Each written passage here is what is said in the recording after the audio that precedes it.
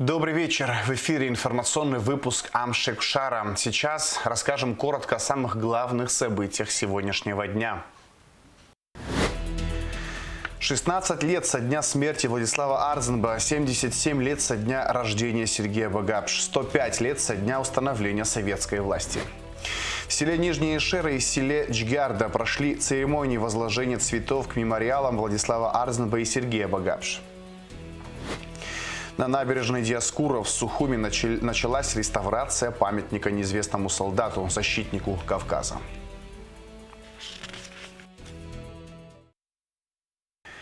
«4 марта – день, когда мы вспоминаем двух президентов Абхазии – Владислава Арзенба и Сергея Багапш. 16 лет назад не стало первого президента Абхазии Владислава Арзенба, основатель современного абхазского государства. Ученый-востоковед ушел из жизни после тяжелой и продолжительной болезни. В этом году Сергею Васильевичу исполнилось бы 77 лет. С именем Сергея Багапш связано международное признание независимости и государственного суверенитета Абхазии. Именно при нем была восстановлена юрисдикция абхазского государства в верхней части Кадурского ущелья. По традиции 4 марта в республике проходят мероприятия, посвященные памяти выдающихся лидеров нашей страны.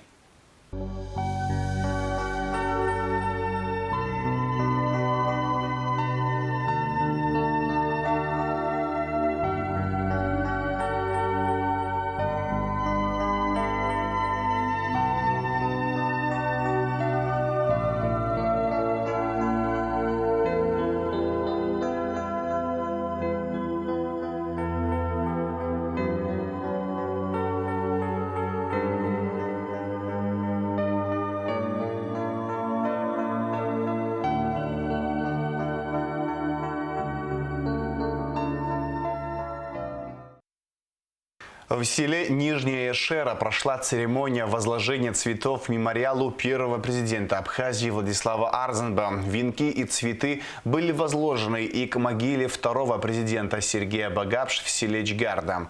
Почтить память выдающихся лидеров Абхазии пришли руководители страны, депутаты, члены правительства, представители политических и общественных организаций, военнослужащие, ветераны. Почтить память первого президента страны к мемориалу в Нижней Шере пришли глава государства Бадра Гунба, вице-президент Беслан Биглава, премьер-министр Владимир Делба, спикер парламента Лаша Ашуба, чрезвычайный полномочный посол России в Абхазии Михаил Шургалин, члены правительства, ветераны, матери погибших, депутаты, представители общественных и политических организаций, учащиеся образовательных учреждений.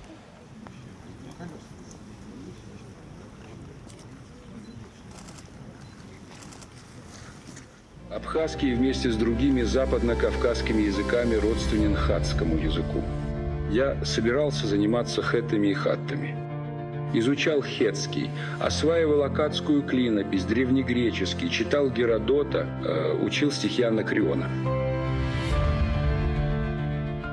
Его путь в большую политику начался из тиши академических залов. Ученый-хетолог с мировым именем, доктор исторических наук. Он планировал посвятить жизнь древним цивилизациям, но история распорядилась иначе. В начале 90-х именно он стал тем самым голосом железной воли, в котором так нуждалась Апсна. В известном вам периоде в отношении абхазского народа проводилась политика, которую практически следует характеризовать как шовинистическую. Давайте будем называть вещи своими именами. Ситуация в Абхазии по сей день остается очень тревожной. Если не принять срочные меры, может произойти непоправимое. 413 дней войны. Весь этот период Арзенба не просто политический лидер, а главнокомандующий. Он сумел объединить не только местных жителей, но и тысячи добровольцев, пришедших на помощь братьям. Он был своим для каждого бойца на передовой и жестким переговорщиком на международной арене. А может попытаться его найти, Владислав Григорьевич? Найти какой-нибудь третий путь? Ведь существует он, наверняка существует. Он просто не может не существовать, потому что война зашла в тупик. Я не столь пессимистически смотрю на этот вопрос. Вот. Я думаю, да, у нас столица, у нас до сих пор оккупирована, она, как я вам говорил, взята без единого выстрела. Вот. Да, мы в тяжелом и трудном положении, естественно. Но, тем не менее, все же мы сумели за это время доказать, что мы можем защищать свою землю. Но победа на поле боя была лишь началом. Послевоенная разруха, международная изоляция и годы санкций. В этих условиях первый президент совместно с соратниками строили институты власти. Так, в 1994 году была принята Конституция, на которой в верности Родине принес присягу первый президент Абхазии Владислав Григорьевич Ардзинба. Сымч сылша, сыхшуй, сыпстаза разыги, сыпсадьел, сыуажлар, рымаца урайша зыско. Последние годы жизни Владислава Григорьевича были омрачены тяжелой болезнью, но даже тогда он оставался моральным ориентиром для страны. Его уход в 2010 году стал личной трагедией для каждой абхазской семьи. 16 лет назад, 4 марта, пришли страшные вести. Владислава Григорьевича не стало.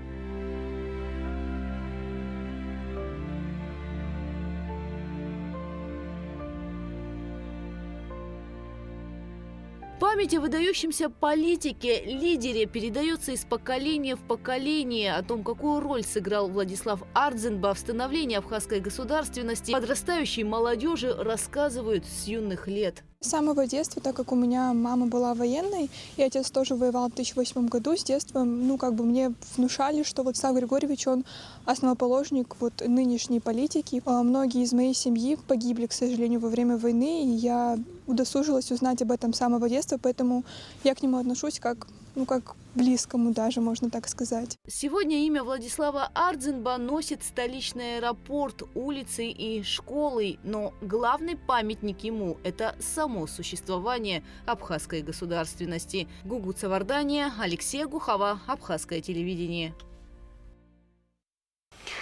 С утра к мемориалу второго президента республики Вселечгарда Чемчирского района идут люди, чтобы почтить его память. Цветы к могиле Сергея Багапш возложили президент Бадра Гунба, вице-президент Беслан Бигвава, премьер-министр Владимир Делба, посол России Михаил Шургалин. Второй президент Абхазии Сергей Багапш был человеком, внесшим неоценимый вклад в дело международного признания и развития абхазского государства.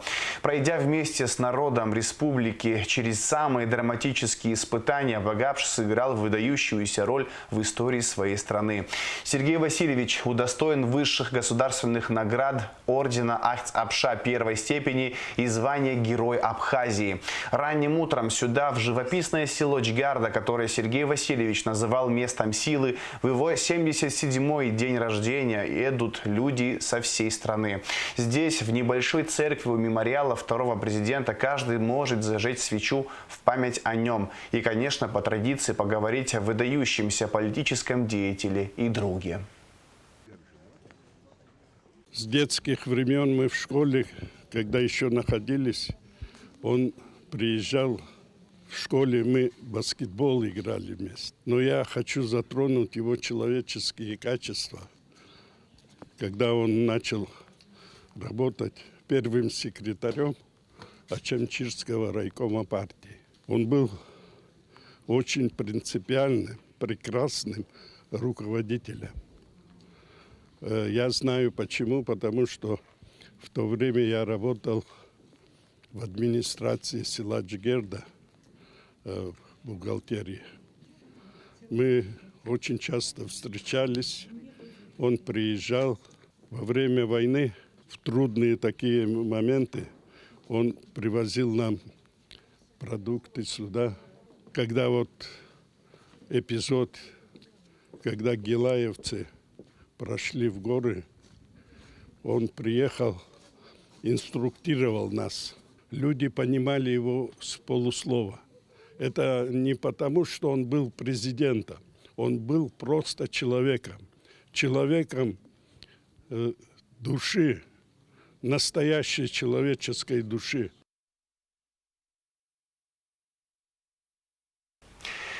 4 марта занимает особое место в новейшей истории Абхазии. Можно сказать, что сама история словно объединила имена Владислава Арзенба и Сергея Багапш в одном дне, чтобы подчеркнуть преемственность эпох и роль наших выдающихся государственных деятелей в судьбе Абхазии.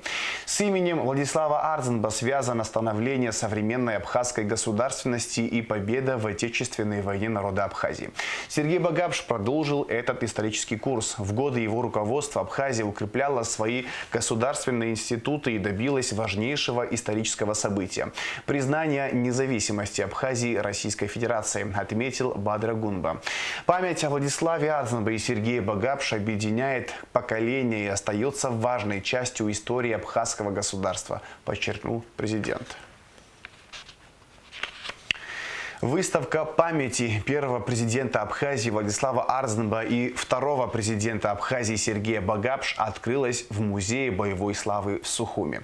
В экспозиции представлено около 80 снимков из архива музея. Фотографии сделаны в разные периоды их жизни – в детстве, молодости, студенческие годы, во время работы и официальных поездок, а также с семьей и близкими людьми.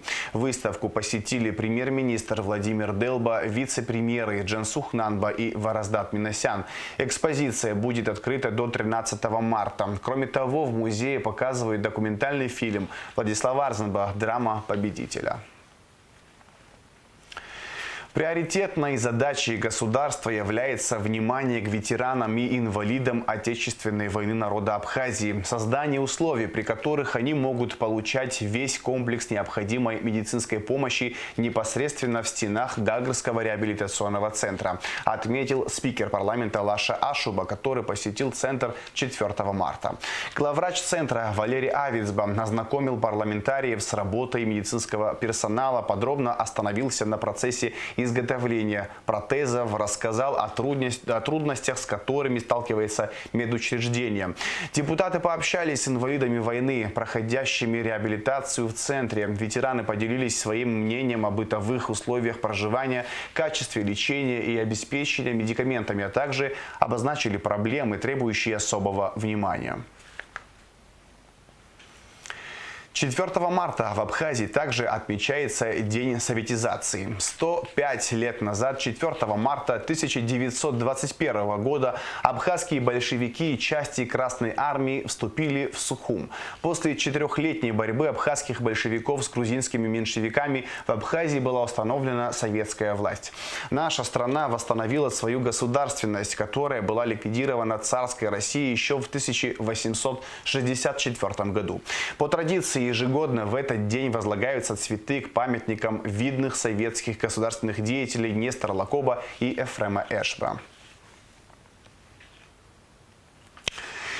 В Ачимчирском районе, предположительно в селе Покуащ, найдены фрагменты беспилотного летательного аппарата. Сообщения о взрывах поступают и из Гагры. По словам очевидцев, работает ПВО. Ранее в соседнем Сочи была объявлена беспилотная опасность. Пресс-служба Министерства обороны сообщает, что дежурными силами и средствами ПВО и РЭБ пресекаются нарушения воздушного пространства республики неопознанными летательными аппаратами. Граждан просят сохранять спокойствие. В случае обнаружения мест падения летательных аппаратов или их фрагментов не приближаться к объектам и не прикасаться к ним, так как обломки объектов могут быть начинены взрывчатыми и радиоактивными веществами. Немедленно сообщить об обнаружении по телефону 7 840 274 40 10. Теперь перейдем к ситуации на Ближнем Востоке, где эскалация между Ираном, Израилем и США не утихает уже 5-й день. Израиль и США наносят новые удары по иранской столице Тегерану. Кадры этого вы сейчас можете видеть на экране. 28 февраля Израиль вместе с США первые напали на Иран, заявив о превентивном ударе. В отместку на атаки Тегеран начал удары по Израилю и американским базам по всему Ближнему Востоку, которые они ранее обозначали как легитимные цели для себя в случае акта агрессии.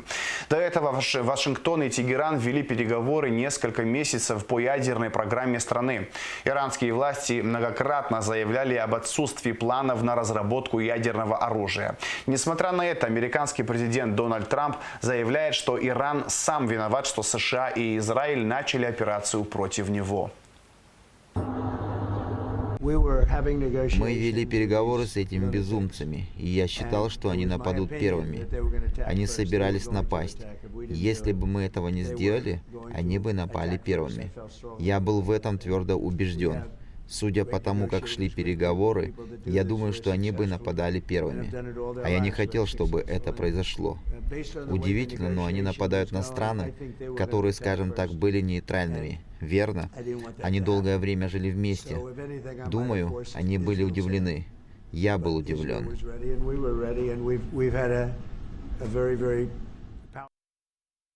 Европейские лидеры и НАТО также поддерживают США и Израиль, заявляя, что якобы Иран ответственен за эскалацию в регионе сейчас. Я очень рад возможности поговорить с вами в эти непростые времена. Мы придерживаемся одной точки зрения в вопросе свержения этого ужасного режима в Тегеране. И мы поговорим о том, что произойдет на следующий день, если они уйдут. Война на Ближнем Востоке спровоцирована ударами, нанесенными Соединенными Штатами Америки и Израилем по Ирану, распространяется по всему региону и имеет серьезные последствия для мира и безопасности всех. Основная ответственность за эту ситуацию лежит на Исламской Республике Иран. Именно Иран разработал опасную ядерную программу и беспрецедентные возможности в области баллистических ракет, а также вооружил и финансировал террористические группы. Я чувствую широкую поддержку в Европе. В выходные и в начале этой недели я разговаривал по телефону со многими лидерами. И я ясно почувствовал, что уничтожение ядерного потенциала, уничтожение потенциала баллистических ракет, а также уход Хаменеи – все это приветствуется многими моими коллегами по НАТО. Но чему так аплодируют западные политики? Давайте посмотрим. Целями становятся не только военные и политические объекты, но и гражданские здания, такие как школы, больницы и аэропорты. До 940 человек возросло количество убитых с начала эскалации. Глава бюро Арти в Иране Хамиди побывал в одном из последних мест ударов Израиля и США. Сегодня мы находимся в центре Тегерана. Здесь позади меня вы видите командный центр полиции Тегерана, который подвергся нападению вчера. Точный масштаб ущерба и число пострадавших пока неизвестны. Здесь вы видите автомобили и мотоциклы, которые проезжали мимо. Это центральное здание полиции, которое работало вчера. Пока не ясно, кто здесь пострадал. Мы видим окружающие здания, магазины и поврежденные здания на этой стороне площади. Оглянувшись сюда, мы видим, что все окна и здания здесь повреждены. Это еще один участок здания, который мы осматриваем, чтобы оценить масштабы разрушений. Здесь я вижу жилые дома, и мы видим, что мирные жители, которые здесь жили, пострадали. Некоторые из них эвакуируются из-за повреждений. Спасательные службы оказывают помощь мирным жителям. Этот район в настоящее время оцеплен до завершения расчистки, и, как мы видим, повреждения жилых зданий очень серьезные. В этих зданиях жили мирные жители. Эта кофейня, которую вы видите здесь, получила значительные повреждения. Почти все ее входы разрушены, и, как вы видите, масштабы разрушений значительны. Здесь были магазины. Там был ресторан, закусочная и аптека, которые, как мы видим, тоже пострадали. Дальше по улице также есть другие магазины, которые тоже пострадали от взрыва, и мы можем их увидеть. Здесь эти магазины полностью закрыты из-за больших повреждений, и вы можете видеть спасателей, которые сейчас расчищают завалы и помогают убрать разрушения и остатки вещей. Как вы видите, несмотря на утверждение о том, что атаки направлены против военных объектов, в Иране страдают и обычные граждане. Это часть ущерба, который иранское общество терпит от этих атак, направленных против невоенного сектора. Продолжаем выпуск. На набережной Диоскура в Сухуми началась реставрация памятника неизвестному солдату, защитнику Кавказа. Памятник был установлен в 1965 году в честь 20-летия победы в Великой Отечественной войне. Скульптура – образ советского воина, опустившего меч как символ окончания войны. Строители уже приступили к работам. Реставрация производится в рамках реконструкции столичной набережной. Строители приступили к глубокой реставрации памятника неизвестному солдату на набережной Диоскура в городе Сухум. Значит, данная реставрация производится в рамках реконструкции набережной Диоскура. Памятник неизвестному солдату был установлен после победы в Великой Отечественной войне 1941-1945 годов. Последние десятилетия такой глубокой реставрации памятник не проходил. Будет заменен гранит на постаменте, будет установлен газгольдер. Газгольдер – это газовое оборудование для подачи газа на вечный огонь. Для нас реконструкция данного памятника имеет большое значение, так как в Абхазии чтут и помнят героев, павших в борьбе с фашизмом. Реконструкцию планируем завершить к великому празднику, ко Дню Победы, 9 мая. Презентация книги «Даур Зантария». Книга, найденная в Сухуме, прошла в Центре восточной литературы Российской государственной библиотеки в Москве. Издание из серии «Жизнь замечательных людей» включает в себя биографические и литературные исследования, основанные на архивных материалах и авторском осмыслении эпохи. Автор книги Максим Гуреев рассказал, что решение написать ее было принято в 2023 году во время конференции в Сухуме, посвященной 70-летию со дня рождения Даура Зантария. В вечере приняли участие поэты, писатели, общественные деятели Леонид Бахнов, Марина Москвина, Владислав Атрошенко, Игорь Сид, Елена Холмогорова, Беслан Ковахия, Леонид Тишков, Сергей Летов, Анил Джанвиджай и другие почитатели творчества Даура Зантария. Там, мне так кажется, придуман определенный ход, потому что рассказывать о Дауре, так как это традиционно принято в таких кондовых советских ЖЗЛ, вот он там родился, он вот там вот учился, женился, потом, если говорить про русского писателя, конечно, пил, потом развелся, и в конце концов умер. А смысл-то об этом рассказывать? Нет смысла. Вот здесь придуман определенный ход, и я думаю, что я так самонадеянно думаю, что, наверное, Дауру такой ход бы понравился, или, там, говоря современным языком, зашло. Это бы ему зашло. Потому что он сам был такой, вот это его колесо, да, это же не просто образ, это как бы такой его стиль жизни, колесо, которое закатилось наверх горы, а потом он покатилось обратно. И вот в этом, как, я не помню, кто сказал, великолепные слова, что в падении вниз уже нет остановок. Вот, это чуть ли не Битов, конечно же. Кто же еще может такие вещи выдать? Вот, уже нет остановок, да, там только одна остановка, ты приходишь к тому месту, где ты родился и откуда ты вышел появился на этот свет. В завершении выпуска расскажем о погоде. В четверг, 5 марта, в Абхазии ожидается облачная погода. Местами возможен небольшой дождь. Температура воздуха ночью 1,6, днем 5-10 градусов тепла. Температура морской воды плюс 9 градусов.